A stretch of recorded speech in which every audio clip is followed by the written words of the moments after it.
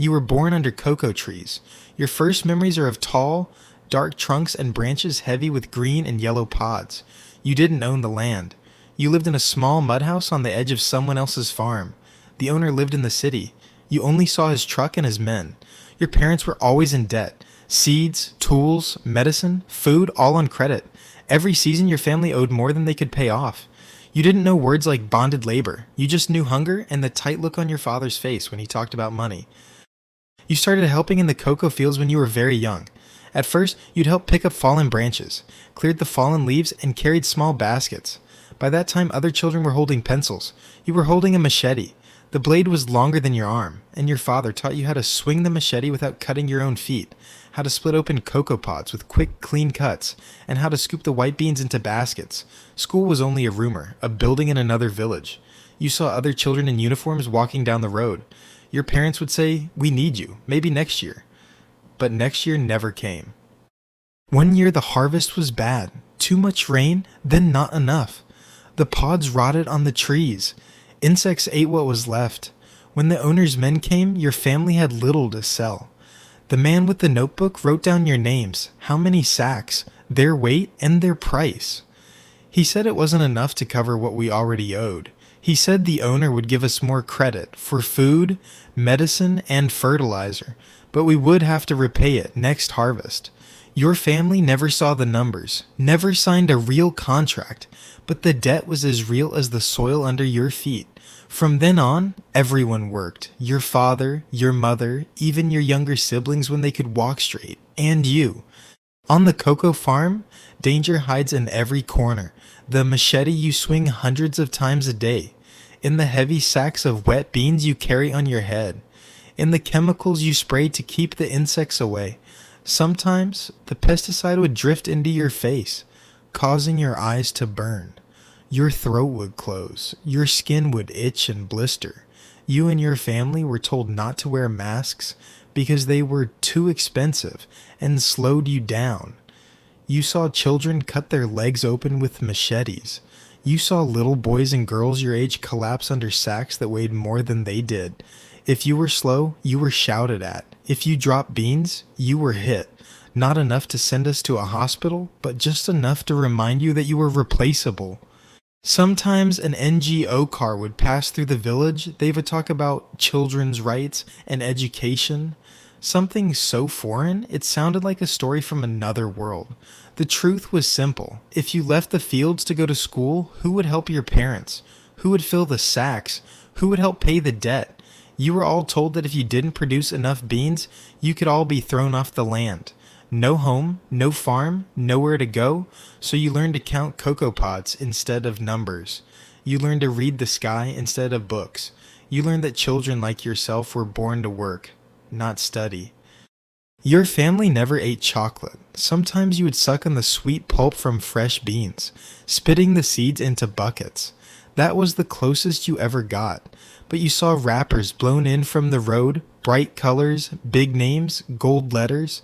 People in rich countries would buy bars, cakes, drinks, and talk about flavors, like dark, milk, caramel, and hazelnut.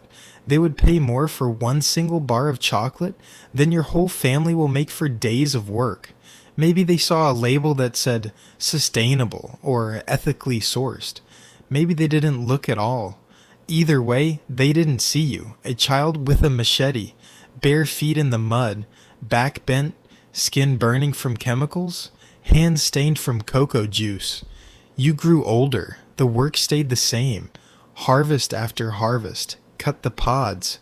Carry the loads. Ferment the beans. Turn them over as they dry in the sun.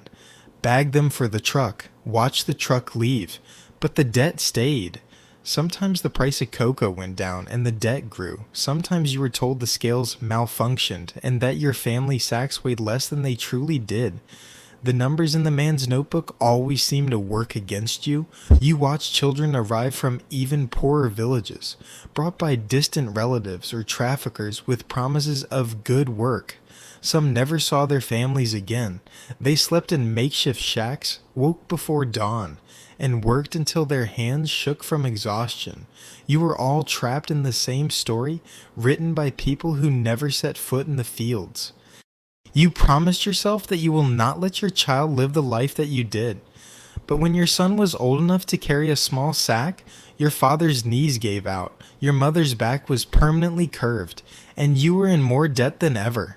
The man with the notebook said, "If you want to stay on this land, everyone must work, even the boy." So one morning, you put a small machete in your son's hand. "Hold it like this," you told him. "Keep your feet away from the blade. Don't swing when you're too tired, and if they shout at you, just work faster." You hated yourself as you spoke, but hunger is a hard teacher, and debt is a heavy chain to carry. You couldn't show him any other way. You didn't know how. Your last harvest season began like all the others. The rain came, the pods swelled, the trees bowed under their weight, and so did you. Your chest ached every breath you took. Your shoulders burned from lifting. Your hands were numb from years of gripping blades and sacks. One afternoon, under a hot, dry sun, you felt the world spin. The trees blurred. The pods seemed to sway, even though there was no wind. You heard your son scream your name. You felt your knees hit the ground, then head smacked the floor. The smell of cocoa pulp and dirt filled your lungs one last time. Then nothing. No ambulance, no doctor.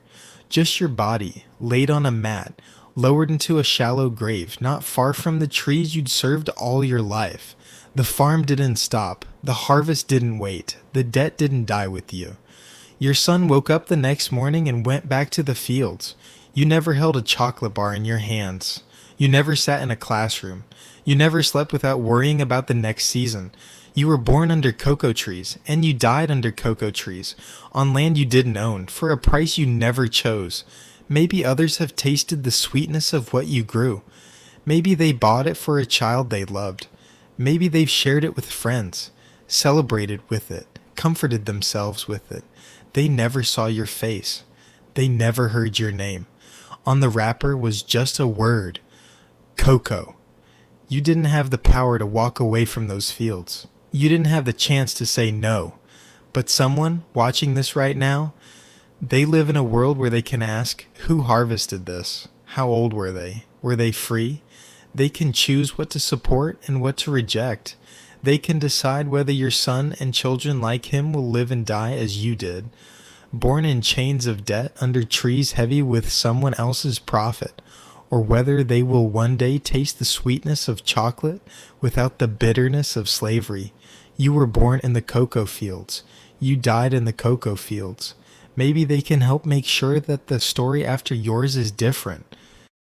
This is our first video. I hope you like it. Like and subscribe. Bye.